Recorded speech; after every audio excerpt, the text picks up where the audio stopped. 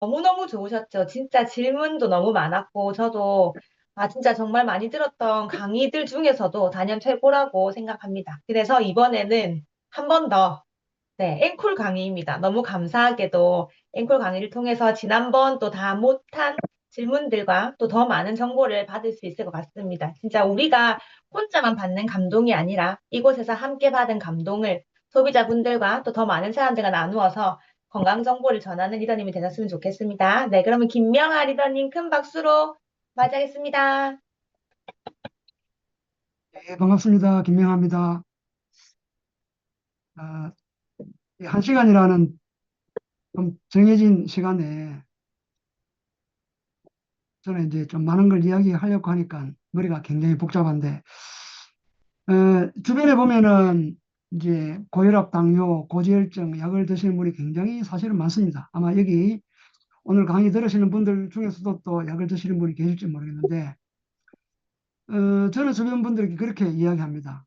고지혈증, 고콜레스테롤 혈증 있는 분들, 그 콜레스테롤 약이 있지 않습니까? 그거는 사실은 바로 끊어도 돼요. 또 지난주에 말씀 못 드렸는데 여성들의 경우가 한 40세, 45세에 넘었을 때 콜레스테롤 수치가 좀 높은 게 더 건강하다. 네, 그런 여러 가지 연구 자료들이 많거든요. 그래서 이제 콜레스테롤 수치가 좀 높다면은 내가 열심히 산다는 증거고, 다만 그 콜레스테롤이 산화되지 않도록 하는 게 굉장히 중요하거든요. 그래서 우리가 항산화제, 특히 이제 카로틴이나 세로라시나 오메가3 이런 걸 평상시에 꾸준히 드시면은 사실은 콜레스테롤 약을 드실 필요가 없는 거예요. 물론 의사들은 또 다른 식으로 이야기하겠지만은, 그래서 산화 콜레스테롤이 동맥경화를 일으키지 일반 콜레스테롤은 그렇지 않다는 이야기를 다시 한번 강조드리고, 지금 우리나라에 콜레스테롤 약을 드시는 분이 숫자가 대략 한 500만 명이에요. 그 다음에 당뇨 환자는 한 700만 명, 그리고 고혈압 환자가 한 1,300만 명. 뭐 대단하죠. 오늘은 그 혈당 관리, 우리는 뭐 여기 뭐 의사분이 계신지 모르겠지만 의사들은 병명을 거론할 자격이 있지만 우리는 그건 안 되잖아요. 그래서 제목을 뉴트라이트와 혈당 건강, 뭐 혈당 관리 이렇게 잡았는데, 그래서 우리는 뉴트라이트 많은 영양소가 혈당 관리에 굉장히 도움을 줍니다. 그걸 좀 직설적으로 이야기하면은 이 의사들은 약을 끊을 수 없다라고 말하지만은 사실은 우리 몸의 영양의 밸런스가 갖춰지고 또 식생활 습관이 굉장히 교정이 되면은 사실은 약을 다 끊을 수 있거든요. 그래서 우리가 얼마만큼 의사들이 제시하는 여러 가지 플랜을 넘어설 수 있는 내 힘이 있느냐, 내 지식이 있느냐, 그게 사실은 약을 끊는 힘이지. 어, 여러분들이 이번 기회를 통해서 이제 작은 문을 들었다 생각하시고 각자 혈당 관리, 또 콜레스테롤 그 관리, 그 다음에 고혈압 관리도 우리가 얼마만큼 공부하느냐에 따라 가지고 또 우리 자신, 또 가족들, 그리고 주변 분들에게 정말 선한 어떤 영향력을 미칠 수 있다. 저는 그렇게 생각합니다. 자, 일단 화면 공유하겠습니다.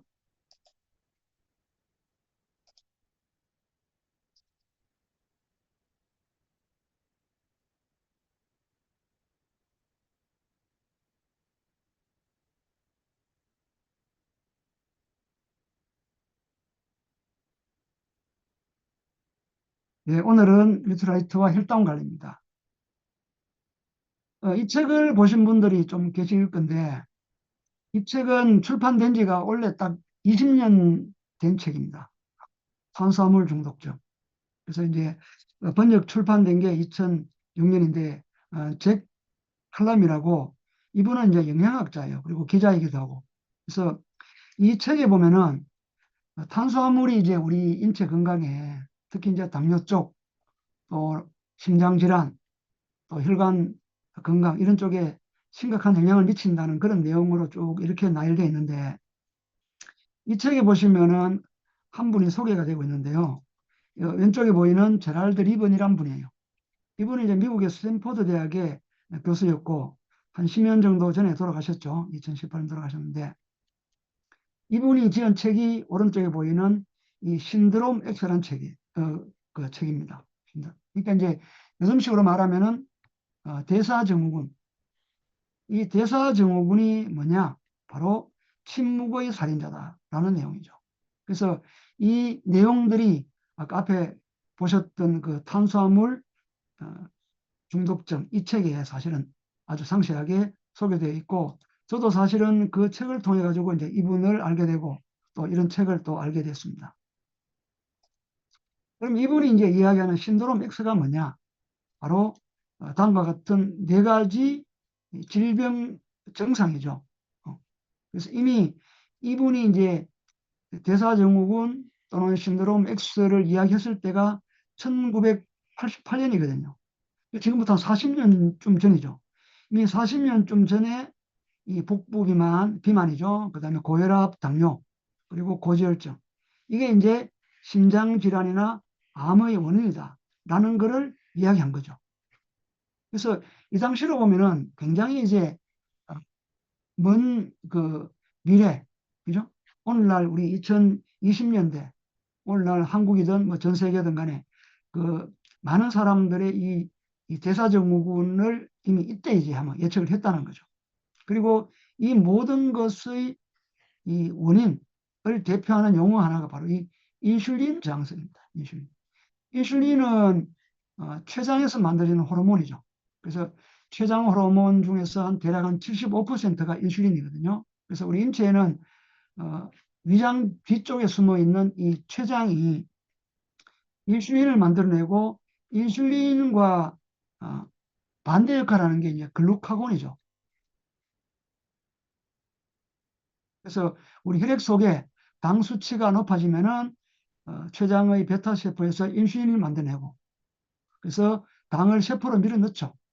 그리고 당 수치가 좀 떨어지면은 또 알파 세포에서 글루카곤이 만들어져 가지고 어, 간이나 근육에 저장되어 있는 당을 또 세포로 집어넣어요. 혈관으로 집어넣어요. 그래서 이 두 인슐린과 글루카곤은 이제 반대 역할을 하는 건데 어쨌든 이 기전이 제대로 작동하지 못하는 것을 인슐린 저항성이라고 이야기합니다. 그래서 복부 비만인 사람도 인슐린 저항성, 고혈압인 사람도 그렇고 고지혈증인 사람도 그럴 수가 있다는 이야기죠. 그래서 이런 것들을 반복하게 되면은 제가 지난주에도 말씀드렸듯이 고지혈증 있는 분은 또 시간이 지나면 당뇨 환자가 되고 또 고혈압 환자가 되고 그런 분은 이미 비만으로 되어 있다는 거죠. 최근에 비만약이 이렇게 등장하면서 이제 비만은 정말 질병처럼 약을 먹어야 되는 것처럼 우리가 당연히 여기잖아요. 근데 사실은 이게 전부 엮여 있다는 거죠. 그래서 이 네 가지가 인슐린 저항성에 바탕을 두고 있기 때문에 사실은 인슐린 저항성 있는 이 몸을 가지고 있는 사람들은요, 사실은 몸이 완전히 망가져 가고 있는 거고, 장차 심혈관 질환이나 암에 노출되기 쉽다는 것을 이 책에서 이야기하고 있습니다. 한 2, 3년 전부터 이제 당뇨 이야기가 많이 나오죠. 뭐 고혈압 이야기도 나오는데 지금 우리나라도 당뇨 환자가 600만 시대 그리고 당뇨 예비군까지 이야기하면요. 2천만이라고 이야기합니다. 당뇨 전 단계. 그리고 뭐 당뇨병 홍수 시대 이런 용어도 등장하고 그리고 또 당뇨 환자가 그렇게 많기 때문에 결국은 국가가 손을 댈 수가 없다. 우리가 이제 각자도 사실은 저나 여러분들이나 내 건강은 사실은 내가 책임져야 되죠. 절대 국가가 책임져 주지 않습니다. 재정적인 부분도 국가가 책임을 져주느냐 어느 정도까지는 우리가 복지제도가 되어 있기 때문에 어, 혜택을 받을 수 있지만은 사실은 재정적인 부분도 결국은 우리가 책임져야 되죠. 각자가. 그래서 우리가 또 건강 문제든 또 사업적인 문제든 다 사실은 원리는 같다는 이야기입니다. 국가나 정부나 의사나 약사나 그죠? 약이 내 건강을 절대 책임져 주지 않는다. 내가 아는 만큼 건강해질 수 있다는 이야기입니다. 자, 그러면은 우리가 이제 당뇨 혈당 공부할 때 우리가 공복 시의 혈당 수치가 얼마가 정상이냐? 사실은 혈액 1데시리터. 1데시리터는요, 우리가 종이컵, 보통 종이컵의 아, 뭐죠? 한 3분의 2 정도, 5분의 3 정도가 100ml잖아요. 100ml. 여기 이제 100mg이 들어있는 게 정상이에요. 그리고 요 수치가 이제 우리가 음식을 먹게 되면 수치가 올라가잖아요. 그래서 이게 이제 170까지 올라가게 되면은 170을 넘어서는 순간에 소변으로 당이 배출이 됩니다. 우리 몸의 자동 조절 기능이죠. 그래서 너무 이 수치가 높아지면은 혈액이 뻑뻑하게 되고 체온이 떨어지게 되고 여러 가지 문제가 생기는 거잖아요. 그래서 우리 몸에서는 이렇게 소변으로 나가게 되고 또 이제 의사들은 이 수치가 200이 되게 되면요. 약을 처방하게 돼요. 병으로 진단하게 되고. 근데 요 100이라는 수치는 100 언저리입니다. 100 언저리. 사실은 90도 괜찮고 110도 사실은 괜찮아요. 근데 요즘에는 혈압도 거래하고 사전에 예방하자 이런 차원에서 당 수치가 120만 넘어가면은 막 약을 처방하고 그렇게 하죠. 그죠? 그래서 우리 몸은 너무 그렇게 잘을 잰 듯이 그렇게 엄격하게 우리 몸을 관리할 수는 없잖아요, 사실은. 그래서 병원에서는 약을 처방하는데 굉장히 복잡한 이 약물의 작동 방식이 있습니다. 크게 이 약물은 이렇게 이제 6가지의 약물이 있어요. 근데 이 약물의 공통점은 뭡니까? 인슐린을 만들어내는 췌장을 건드리고, 간을 건드리고, 소화기 계통을 건드리고, 끝내 세포 기능을 저하시킵니다. 그러니까 이 약을 오래 먹게 되면요. 그 부작용이 이제 쌓여가는 거죠. 약을 먹어서 장이 나빠지기도 하고, 그죠? 그 나쁜 장이 간을 건드리고, 그래서 장기적으로 보면은 최소한 1년 이상 약을 드신 분들은 이미 당뇨약의 이 부작용에 노출될 가능성이 굉장히 큽니다. 근데 앞에서 말씀드렸지만은 이건 침묵의 뭐 살인자 이래 됐잖아요. 그러니까 몸에 문제가 생겨도 서서히 생기기 때문에 본인도 그거를 체감하지 못하고 있다는 이야기입니다. 그래서 이 당뇨약은 뭐냐? 딱 기능이 하나입니다. 혈액 속의 당 수치만 조절하는 거. 혈당 관리. 그죠? 혈액 속의 당 수치만 조절하는 거죠. 앞에서 보셨던 그 100이라는 수치. 그래서 그 작은 약 하나가 사실은 엄청나게 우리 몸에 부담을 주는 거예요. 그래서 이 당 수치만 조절하니까 어떤 일이 생기는가? 결국은 우리 몸에 아까 앞에서 보신 대로 여러 가지 몸의 장부가 고장이 나고 사실은 많은 이 자연의학자들은 혈당 수치만 조절할 게 아니고 사실은 당뇨 환자는 혈관 관리, 혈관 관리를 해야 된다라고 굉장히 강조합니다. 왜냐하면은 약에만 의존하고 당 수치만 이렇게 오래 조절하다 보면 혈관이 망가지거든요. 그래서 혈관이 망가져서 어, 눈 쪽에 문제가 생기면은 실명한다든지 신장이 망가져서 혈액 투석을 하고 그죠? 족부가 괴사되고 이런 일들을 우리가 주변에 많이 보게 되잖아요. 그래서 이 현대약에서 추구하는 이 당 수치만 조절하는 이 방식이 사실은 또 다른 합병증을 불러오는 그런 현상들이 많이 일어나고 있다. 사실 당뇨는 합병증이 무섭다는 얘기를 많이 하는데 그렇죠. 그 당뇨발이라는 게 어떤 건가요? 이 당뇨 합병증 중에서 가장 무서운 것 중 하나가 바로 당뇨발입니다. 당뇨병성 족부 질환이라는 용어를 쓰는데요. 당뇨병성 족부 궤양 환자의 발 사진을 한번 보실까요? 네. 으아우. 세상에. 네. 으아우. 세상에. 그래서 이렇게 발이 사실은 썩어 들어가잖아요. 이미 혈관이 말라서 영양이 못 가고 또 면역세포들이 없어지니까 이제 죽어나는 거죠. 근데 이 당뇨발의 굉장히 초기 증세가 사실은 이 발톱에 이분도 왼쪽 분 보시면 발톱이 노랗죠. 무좀 증세예요. 무좀 증세. 그러니까 발가락에 또는 발바닥에 무좀 증세가 껍질이 벗겨지고 이런 증세가 사실은 아무것도 아닌 것 같지만 이게 이제 당뇨병의 합병증 초기 증상입니다. 족북에서. 그래서 이렇게 발이 썩어져가도 통증이 없거든요. 왜냐하면 혈관이 말라버리고 혈관을 따라 흐르는 신경이 죽어버리니까 통증을 못 느끼는 거죠. 통증을 느끼는 것 같으면 사람들이 이렇게 발이 괴사가 되어도 가만히 있겠습니까? 그래서 이게 정말 침묵의 살인자라는 이야기입니다.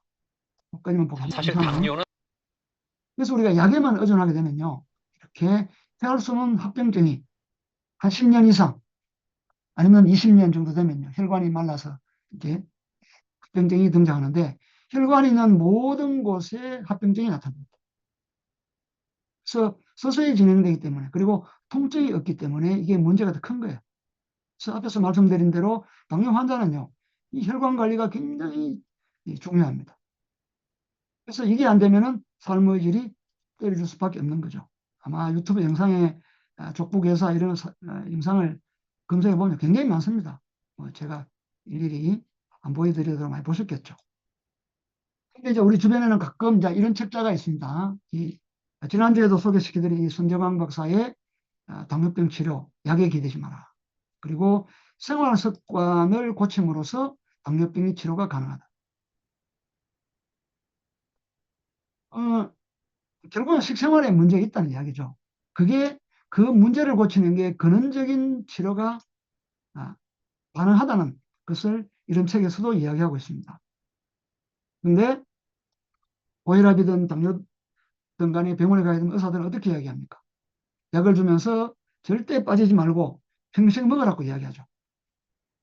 그래서 우리 귀에 다른 정보가 들어오지 않으면요, 우리 뇌리에 다른 정보가 들어오지 않으면 평생 약을 먹어야 되는 줄 알고 있죠. 여러분 잘 아시는 황성수 박사가 지은 당뇨병이 낫는다. 이분은 현미채식만 해도 당뇨병을 치료할 수 있다고 이야기합니다. 이 책 한번 읽어보세요. 이분은 약을 처방하지 않는 의사로 넘어갔잖아요. 이런 책자들이 굉장히 사실은 많습니다.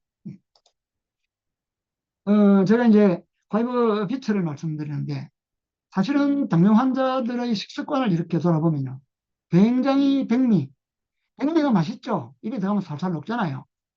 그리고 밀가루 음식 좋아합니다. 라면 좋아하고 빵 좋아하고. 그런 음식들은 우리가 흰 쌀밥 있잖아요.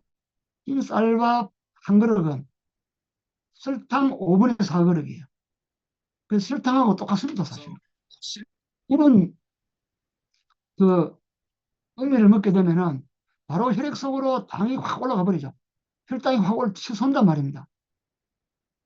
혈당이 올라가는 순간에 췌장이 작동해서 인슐린이 나오면서 뭡니까? 당을 세포로 밀어넣고 혈당이 뚝 떨어지겠죠. 우리가 달달한 커피 한 잔 마시면 또 혈당 스파이크. 그래서 혈당이 이렇게 오르내리는 순간에 우리 췌장이 망가지고, 그죠? 우리 몸속에 염증이 높아지고. 그래서 우리가 사실은 식단 관리 중에 굉장히 중시해야 되는 첫 번째가 뭐냐? 평상시에 여러분들이 통곡식을 드셔야 돼요. 오른쪽에 보시면 이게 유명한 그 강지원 변호사잖아요. 이분이 지은 책 중에 주식혁명. 오늘 또 주가 많이 올랐습니까? 그 주식 말고 우리들이 먹는 주된 음식의 혁명이 있어야 된다. 그래서 정제 음식을 버리고 통곡식을 먹어라. 이게 현실적으로 먹기 힘든 분들은요, 혈당 스파이크를 방지하고 예방할 수 있는 바로 이 화이브를 드셔야 돼요. 그리고 화이브 파우더도 있고 뭡니까?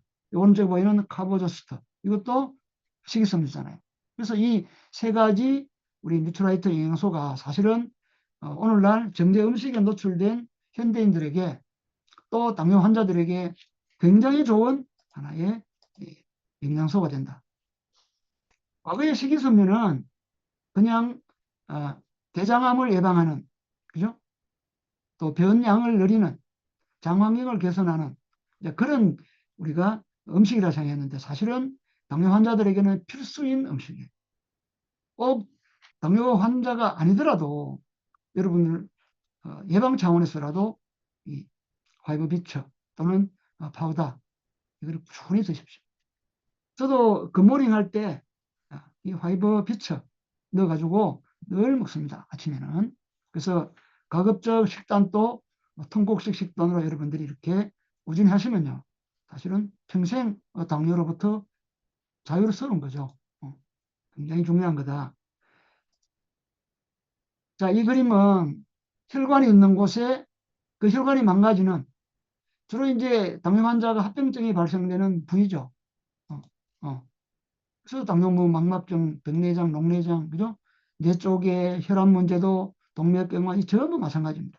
그래서 이 발이 괴조되고 이 전부 사실은 당뇨 관리를 사실은 잘못해서 그렇다. 즉 약을 먹으면 이게 안 오느냐? 그렇지 않습니다. 약을 먹어도 계속 이런 문제는 진행된다는 이야기입니다. 그러니까 이제 의사들은 어떻게 이야기하느냐? 당뇨병 환자는 뭡니까? 당뇨약을 타기 위해서 병원에 가잖아요. 앞으로 당신은 신장 쪽에 문제가 생길 수 있기 때문에 또 신장 문제를 예방하기 위해서 신장내과를 또 다니라. 또 정기적으로 안과 검사를 거쳐라. 이런 식으로 자꾸 이제 병원으로 유인하는 거죠. 그래서 우리가 몸에 문제 생길 때 병원에 가고 약을 먹는다는 그런 생각 자체가 굉장히 왜곡된 거예요. 제가 지난주도 말씀드렸지만은 저는 지난 25년 동안 한 번도 병원에 안 갔단 말이에요. 저는 이런 검사를 받아본 적도 없고. 예. 그 가장 큰 이유는 제가 지금 앞으로 말씀드릴 거, 지금까지 말씀드린 거예요. 저는 유산균을 먹을 때 반드시 식이섬유를 먹습니다. 그 주변 사람들께 이야기하죠. 유산균 먹으면서 식이섬유 먹지 않은 사람들은 바보다. 어. 그래서 그냥 그야말로 똥 되는 거 말로 먹냐 이렇게 말하지만은 이 식이섬유가 사실은 굉장히 중요하잖아요. 특히 이 이제 인슐린 저항성이 생기면 온몸에 염증이 많아지거든요. 그래서 우리가 유산균을 먹고 특히 수용성 식이섬유를 먹으면 뭡니까? 거기서 만들어지는 게 뭐죠? 단수의 지방산이잖아요. 이 부티르산 이런 것들이 사실은 우리 몸속으로 들어와서 온몸의 염증을 잡는 데 최고예요. 아까 족부가 괴사되고 망막증이 생기는 것도 전부 염증이거든요. 동맥경화도 전부 염증이잖아요. 그래서 우리가 평상시에 유산균을 드시고 식이섬유를 쭉 드시면요. 이런 당뇨합병증을 근원적으로 예방할 수 있다 하는 것을 다시 한번 강조를 드립니다. 그래서 약은 독이에요. 여러분들이 감기약도 드시면 안 됩니다. 그리고 유명한 아보도르 박사의 약을 끊어야 병이 나온다. 이분은 노벨상 후보에 올랐던 분이잖아요. 세계적인 면역학자. 이분의 책은 우리나라에 20권 이상이 번역되어 있습니다. 굉장히, 그러니까 약을 먹고는 도저히 문제 해결 안 된다는 이야기잖아요. 그죠? 사람들이 비싼 돈을 들이면서 무농약을 찾는데 그냥 약을 먹는 거예요. 이 합성식품인 약, 합성 비타민은 이 합성식품에 들어가는 거죠. 그래서 합성 비타민은 그야말로 약처럼 독이다. 네, 절대 드시면 안 되는 거죠. 그리고 약이 사람을 죽인다. 그리고 조병식 원장의 약을 버리고 몸을 바꿔라. 그래서 오른쪽 왼쪽 아래 보세요. 약만 먹는 당신이 만성질환 키운다. 그래서 약에만 의존하고 병원에 의존하고 의사에만 의존하는 사람들은 어찌 보면 이제 공부 안 하는 사람이고 편견이 심한 사람이고 고집 센 사람이고 뭐 그래 팔자가 있는 건가요? 이 팔자를 바꿔야 되는데. 그래서 어쨌든 우리가 약은 우리 몸에 심각한 문제를 일으킨다 하는 것을 여러분들이 아시고 정말 응급 상황에 예? 그때 일시적으로 먹는 거 외에는 절대 약을 드시면 안 돼요. 그 우리 집 주치의 자연의학 책에 지난주도 책을 소개시켜 드렸습니다만 이 책에 보면요. 이제 고혈압 약을 드시면은 우리 몸에 이런 영양소가 고갈이 돼요. 그 당뇨약은 이 코엔자임 Q10 이게 안 만들어진다는 말은 당뇨약이 뭡니까? 간 기능을 떨어뜨린다는 거예요. 원래 코엔자임 Q10은 간에서 만드는 효소거든요. 간 기능이 떨어져서 안 만들어요. 그러니까 온몸이 사실은 망가지는 거예요.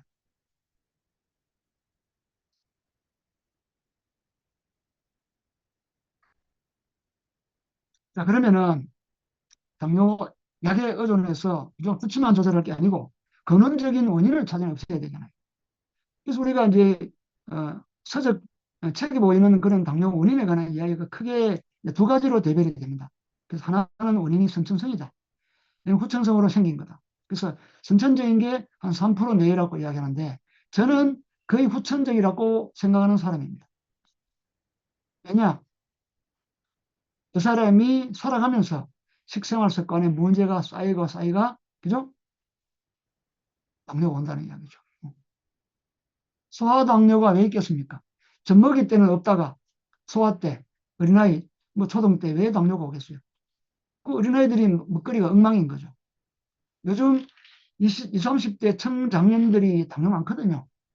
고지혈증 환자도 많고 먹거리가 엉망이잖아요. 피부의 먹방이 이 참 시청자들의 관심을 끌고 연예인들이 거기에 몰리고 또 어린 학생들이 먹방 뭐 연예인들을 닮고 싶어하는 이 세태가 사실은 우리 일반인들의 건강 지수와 사실은 같은 거잖아요. 그런 건 사실은 방송 자체를 없애야 되죠. 그래서 췌장이 망가지거나 또 여러 가지 문제로 장기가 망가지는 거.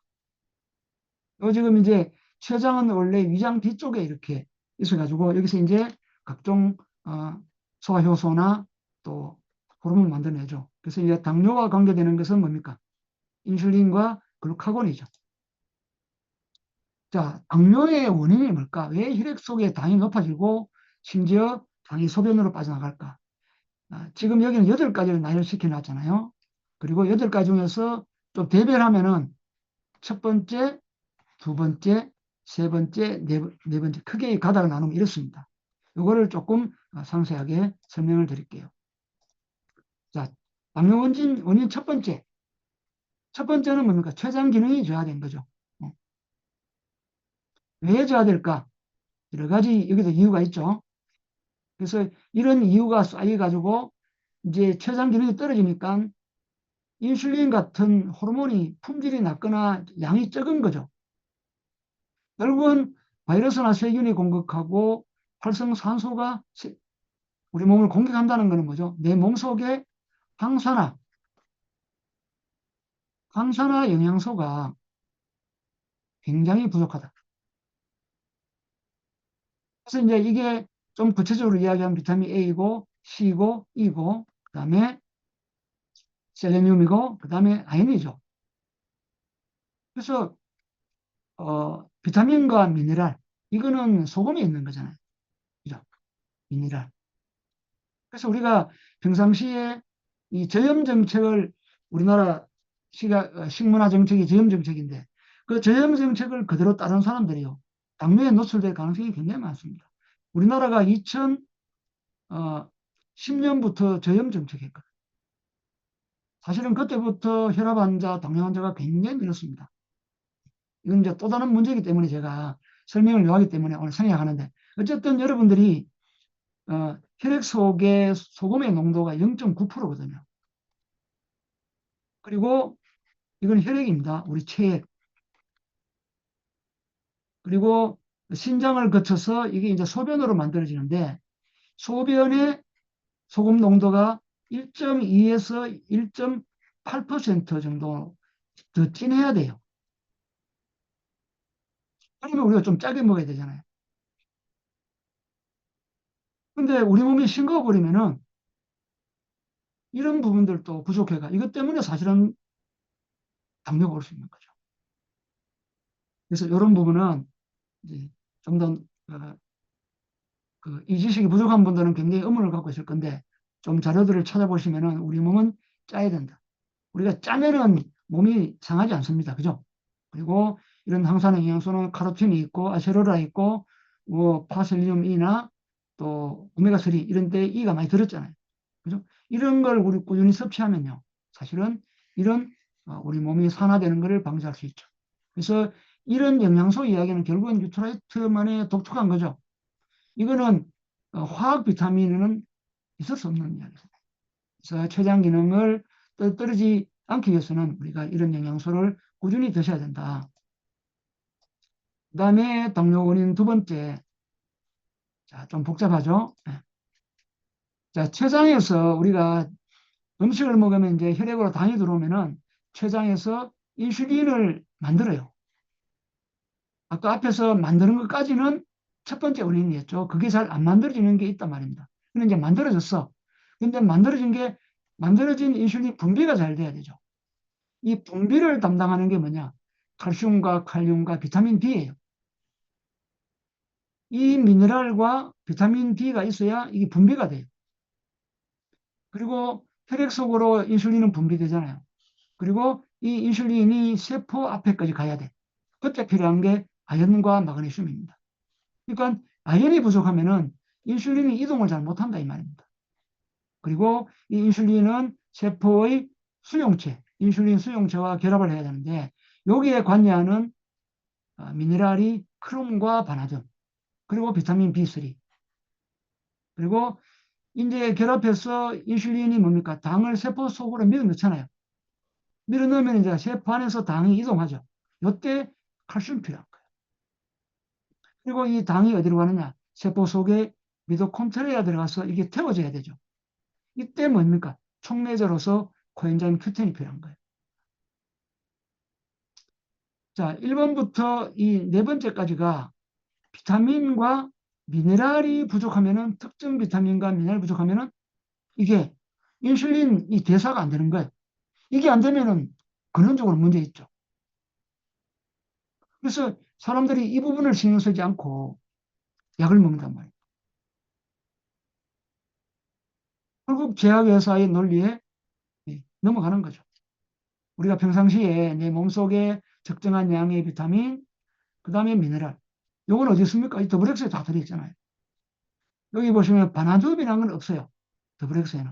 없는데 이건 어디 들어있냐면요. 주로 버섯이나 무슨 파프리카나, 그죠? 땅에서 나는 야채나 과일에 이게 들어있거든요. 아니면은 아까 앞에서 말씀드린 천일염에도 들어있습니다. 그래서 우리가 평상시에 혈액 속에 비타민C, 비타민이나 미네랄이 꾸준히 이렇게 공급해주면은 당뇨 올 일이 없는 거죠. 코엔자임 Q10은 원래 그 90%가 간에서 생성됩니다. 생성. 그래서 건강한 간을 갖고 있는 사람들은 이게 다 만들어내죠. 우리가 차에 시동을 걸 때 그 휘발유가 있고 산소가 있으면 뭡니까? 전기 스파크를 일으키죠. 우리 세포 속의 미토콘드리아 안에 스파크 일으키는 게 바로 이 코엔자임 Q10이라는 조효소예요. 그래서 당 기능이 떨어졌거나 그리고 코엔자임 Q10은 이 원료가 뭐냐면요.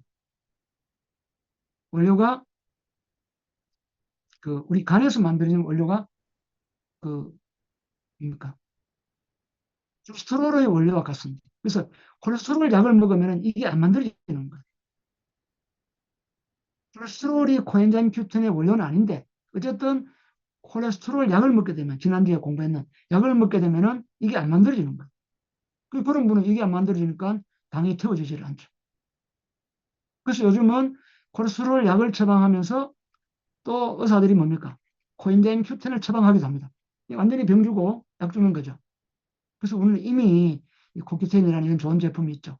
그래서 당뇨 환자에게 에너지가 많이 떨어지고 아랫배가 차고 손발 찬 그런 분들은 이 에너지가 잘 안 만들어지거든요. 그런 분들에게 코큐텐을 권하시면 좋습니다. 그러면은 서서히 뭡니까? 에너지가 올라가죠. 원래 이 코엔자임 Q10은 혈압 환자에도 좋습니다. 모든 세포를 에너지를 잘 만들어내게 하기 때문에 이 혈압 환자는 혈관이 딱딱해지거든요. 근데 이 코엔자임 Q10을 꾸준히 드시면요. 혈관이 부드러워져요. 혈관 세포가 활력을 가진단 말이에요. 그래서 혈당 조절만이 아니고 혈압 조절에도 사실은 이게 도움을 주는 거예요. 그래서 이런 책이 있습니다.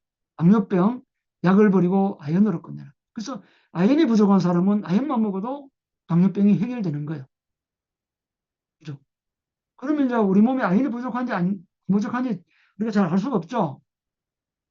그래서 뭐 무슨 모발 테스트 한다든지 뭐 소변 검사한다든지 혈액 검사도 아주 정밀하게 하면은 정밀하게 한다는 말은 돈을 많이 들여서 검사해야 되죠. 그죠? 그런 여러 가지 방법으로 몸속에 이런 게 부족하면 채워주면 돼요.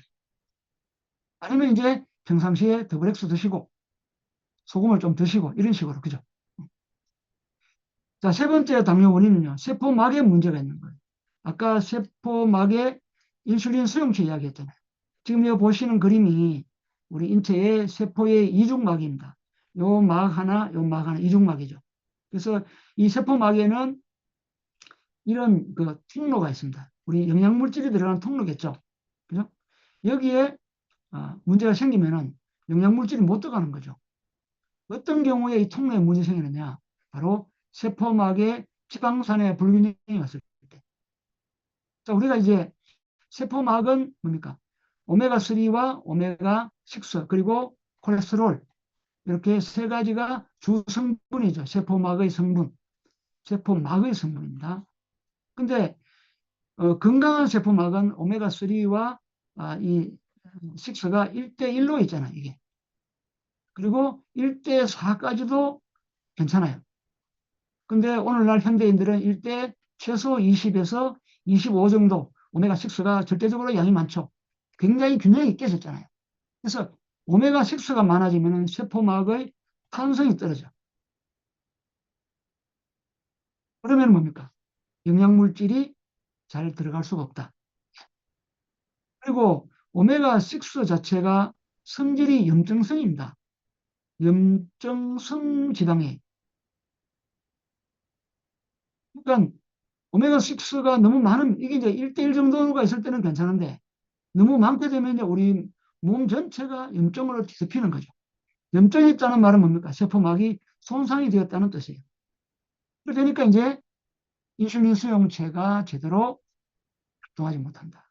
그래서 이제 오메가3가 너무 사람들이 적은 식단이 문제라는 거죠. 그래서 오메가6는 어디, 3는 어디 많습니까? 이거는, 식물로 본다면은 들깨, 그 다음에, 아마시, 그 다음에 육류로 본다면은 등푸른 생선이죠. 여기에 오메가3가 많잖아요. 오메가6는 어디 많습니까? 열매인데 딱딱한 열매에 많은 거예요. 콩이나 옥수수 같은데. 그거를 먹고 사육된 뭡니까? 소, 돼지, 닭은 뭡니까? 그 기름은 전부 오메가6예요. 여러분들이 옥수수의 습격이라는 그런 책자 영상을 보시면은 이걸 잘 공부할 수 있습니다. 그래서 오메가6에 많이 노출된 사람들은 오메가 지방산만 권해도 어느새 당 수치가 정상화되네 이런 걸 느낄 수가 있거든요. 그래서 오메가3가 어떻게 당뇨를 해결하지? 그건 다른 이유가 있다는 거죠. 그래서 이런 영상과 책자를 보시면 여러분들이 오메가3가 그렇게 중요하구나. 우리 몸 전체의 염증을 줄여주는 그런 기능도 할 뿐만 아니라 바로 이 세포막을 건강하게 하기 때문에 그렇습니다. 그 다음에 네 번째 원인은 세포 안의 대사장애. 우리 세포 자체가 살아있는 생명체죠. 그래서 끊임없이 영양물질이 들어가고 찌꺼기 나오고 이게 잘 되지 않을 때 세포 안이 찌들어 버리는 거죠. 찌들어 버리니까 이 세포가 제 명대로 못 살죠. 그게 바로 이 세포의 자살 기전이 무너지는 네크로시스랍니다. 질병 때문에 세포가 일찍 죽거나 안 죽는 거죠. 안 죽는 게 아니잖아요. 그래서 이런 대사장애, 이거는 좀 더 다른 설명이 필요한데 어쨌든 세포에 문제가 있다는 이야기입니다. 세포 전체죠. 그 다음에 이제 갑상선 기능 문제. 갑상선 호르몬의 가장 큰 역할은 뭡니까? 에너지 대사에 관계하죠. 이 티록신이라는 것이 우리 몸의 에너지를 만드는데 특히 산소 공급에 관계합니다. 그래서 갑상선 기능이 항진이나 저하 또는 여러 가지 염증이 있거나 이런 사람들은 이게 기능이 떨어지니까 에너지 대사에 문제가 오고 그게 잘 해결 안 되는 게 당뇨죠. 그래서 갑상선 기능에 문제가 있어도 그렇다는 말입니다. 지금 하면 이제 암까지 가죠. 근데 갑상선 암은 원래 그 치명적이지 않습니다. 의사들은 뭐 수술하고 그렇게 하지만 원래 갑상선은 암은 수술하는 게 아니죠. 그래서 이러한 여러 가지 원인인데도 불구하고 뭡니까? 앞에서 말씀드린 대로 약을 먹게 하고, 그죠? 그 약은 이제 부작용을 불러오고 합병증을 불러오는 거죠. 자, 당뇨, 혈당 이거 외에 이제 당화혈색소, 이거는 이제 당화지수라는데 이 당화지수, 당화혈색소는 뭐냐면은 이 적혈구와 당이 엉키는 거예요. 그래서 이게 원래 분리되어 있어야 되거든요. 이게. 근데 이게 너무 많이 엉키게 되면 뭡니까? 당화 지수가 높다. 쉽게 말하면은 100개 중에 건강한 사람은 4개에서 6개 정도의 당이 적혈구와 결합하는데 당뇨 심한 사람들은 그 이상 결합하는 거죠. 그래서 당과 적혈구가 자꾸 엉키게 되면요. 또 적혈구끼리 엉켜버려요. 그거를 뭐라고 부르냐면요. 적혈구의 연전 현상이랍니다. 동전이 연이어 붙어 있듯이 그런 분들은 당화 지수가 높아요. 그래서 당 지수가 높은 것보다 당화 지수가 높은 게 더 사실은 위험합니다. 자, 이 이제 적혈구가 쭉 이렇게 동전 연결해 놓은 것처럼 꾸러미처럼 연결되어 있죠. 이런 분이 이제 혈관이 막히고 합병증이 심각하게 되는 거죠. 그러면 이제 이걸 어떻게 뗄 수가 있을까? 이거는 앞에서도 말씀드렸지만은 항산화 영양소가 굉장히 중요합니다. 여러분들 주변에 당뇨 환자들, 요즘은 당뇨 환자들 어느 정도 공부하기 때문에 이 당화지수 알아요. 그리고 병원에서 혈액 검사할 때 가르쳐 주거든요. 그런 분들에게 어떻게 해야 되느냐? 딱 2가지만 권해보세요. 카로틴. 이 카로틴이 적혈구와 당을 분리시킵니다. 또 하나는 여러분들 잘 아시는 아세로라십니다. 이 2가지를 권하시면요. 일단 이 2가지는 뭡니까? 염증을 없애주는 거죠. 그래서 합병증을 없애주는데 그 원리가 첫 번째가 뭡니까? 적혈구와 당을 분리시켜 놓는 거예요. 그러니까 혈관이 막히지 않는다. 그래서 저도 주변에 당뇨 환자들에게 이런 설명하면요. 그분들이 뭡니까? 당화지수를 떨어뜨릴 수 있다 하면서 이렇게 이런 영양소를 이렇게 먹고 있거든요. 그래서 이 2가지가 굉장히 중요하다. 자, 좀 더 추가적으로 당뇨와 미네랄, 당뇨를 해결할 수 있는 당대사에 도움을 주는 미네랄입니다. 앞에서도 말씀드렸지만은 마그네슘이 그러하죠. 혈당대사. 자, 바나듐도 인슐린 수용체를 활성화시킵니다. 그리고 크롬은 뭐죠? 인슐린 민감도를 높이는 거예요. 굉장히 중요합니다. 그리고 아연도 마찬가지죠. 그죠?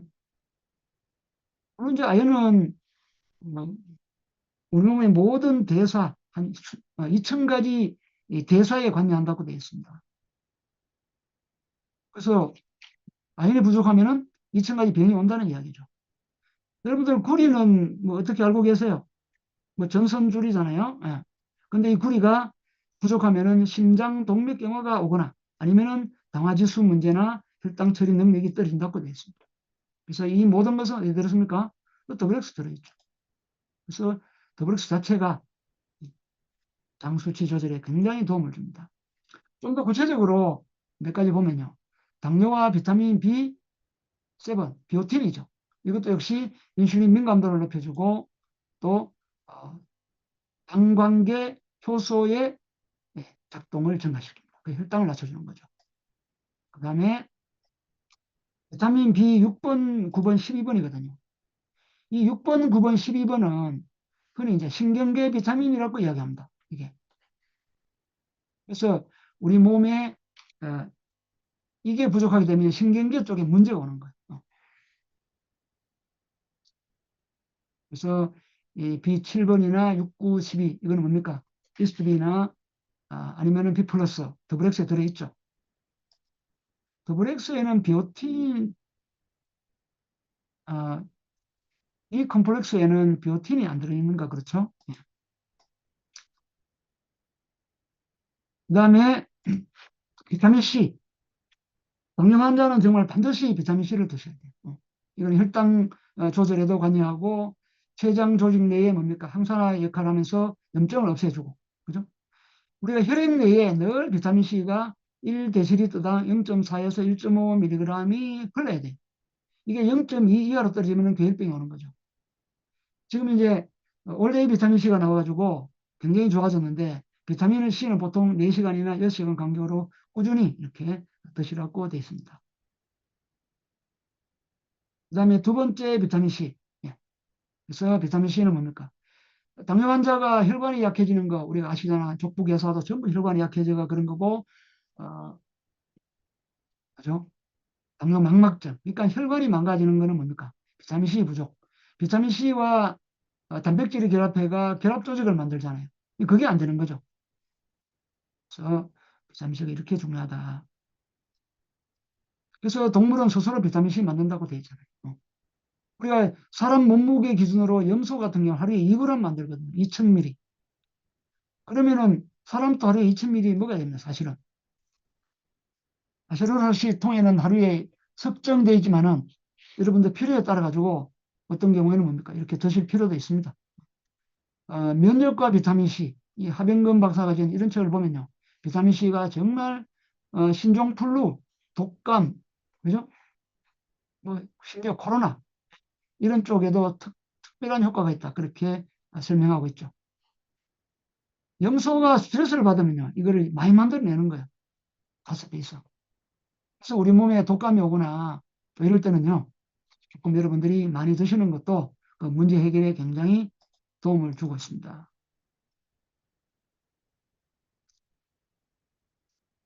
뭐, 이 두 가지는 그죠? 같이 섞어서 드시면 좋겠죠. 자, 비타민 D. 원래 비타민 D 하면요. 첫 번째 생각하는 게, 우리가 비타민 D는 이게 부족하면요.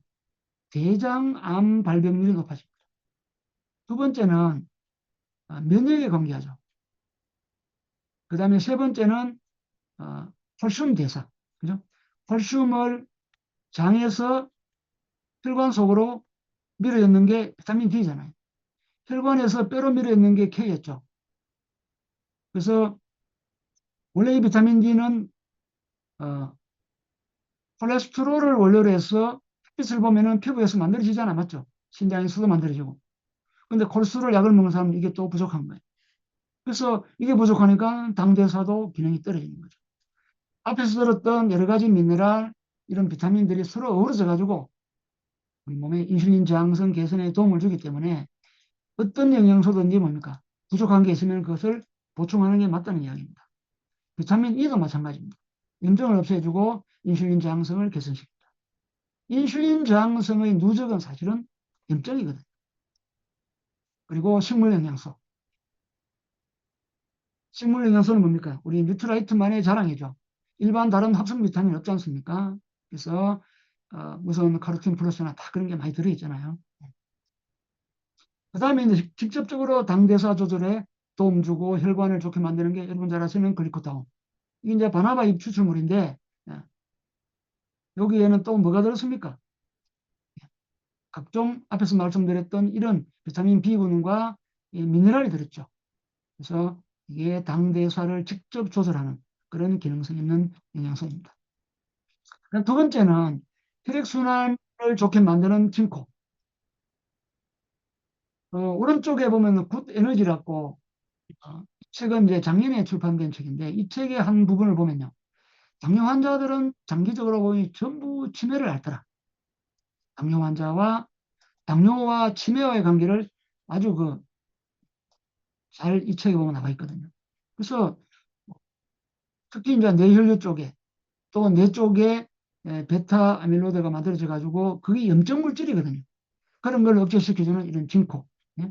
당연히 형편이 되면은 뭡니까? 당뇨 환자에게도 권할 만하다. 꼭 뭐 당뇨가 아니더라도 일반인들에게도 권할 필요 있겠죠. 그 다음에 제레이 블렌더. 이것도 혈관, 혈류순환에 굉장히 도움을 주잖아요. 전부 사실은 식물 영양소입니다. 그죠? 그리고 오메가3. 오메가3 그 자체도 그러하고 여기는 뭡니까? 비타민 E가 천연 비타민이 많이 들어있죠. 그래서 세포막을 튼튼하게 하는 거. 이런 해서 굉장히 당뇨 환자에게 개선에 도움을 줍니다. 그 다음에 이제 제레이 블렌더. 원래 제레이 블렌더는 이제 염성 영양소 중에 가장 까만 것 중에 하나죠. 원래 이게 음양 오행을 공부해 보면요. 까만색 영양소는요. 이 색깔이 신장 건강에 도움, 신장. 흉파지죠. 그래서 신장 기름이 떨어진 분들에게 이걸 권하면 좋아요. 신장이 나빠지면 여러분 몸에 문제가 오죠. 내가 눈이 자꾸 침침해져. 내가 귀가 자꾸 어두워져. 전부 신장 건강과 관계 있습니다. 특히 이제 우리가 제품 공부할 때 이 BDH 블렌드는 뭡니까? 두뇌와 눈이죠. 눈은 바깥을 볼 수 있는 뇌잖아요. 특히 이제 뇌 건강에 좋은 거예요. 그래서 뇌니까 결국 뭡니까? 또 혈관 건강에 도움 주니까 제가 말씀을 드린 거죠. 이제 앞에서 여러 번 말씀드렸지만은 이 당뇨 환자가 황반변성이나 또 망막증, 그죠? 여러 가지 눈질환을 겪을 가능성이 많거든요. 그래서 그런 분들에게 형편이 되면은 이런 제품들도 권하면 좋겠다. 그래서 예방 차원이든 치료 차원이든 우리 지금 이 영양소들이 혈당 관리에 굉장히 도움을 주고 또 좀 더 나아가면 뭡니까? 지금 당뇨약을 먹고 있는 분들도 서서히 이런 영양소를 통해 가지고 약을 끊을 수 있는 몸을 만들어서 사실은 끊으면 되는 거죠. 뭐 오늘 영양제 먹고 내일 끊을 수 없겠지만은 한 1년, 2년 쭉 계획을 잡고 꾸준하게 혈압 관리하고 장 관리하고 이러면서 이제 약을 끊을 수 있는 거죠. 이 책은 이제 작년에 출간된 책인데요. 우리가 평생을 약을 먹고 당뇨를 관리하는 거는 앞으로 그만해야 된다. 당뇨는 졸업하고, 그죠? 그 다음에 이제 식단 관리를 통해서 뭡니까? 평상시에 당뇨를 예방하고 또 이미 약을 먹는 사람들도 뭡니까? 합병증을 막고 치유를 하자 하는 그런 취지의 이 책이거든요. 그래서 주변에 이런 책을 한번 여러분 또 읽어보시고 우리 영양소 공부 열심히 하시고 주변 분들에게 또 혈당 조절에 관한 많은 정보들을 전달해 줬으면 좋겠습니다. 자, 오늘 제 강의는 이거를 마치고 남은 시간에는 좀 Q&A 시간을 좀 갖도록 하겠습니다. 네, 감사합니다.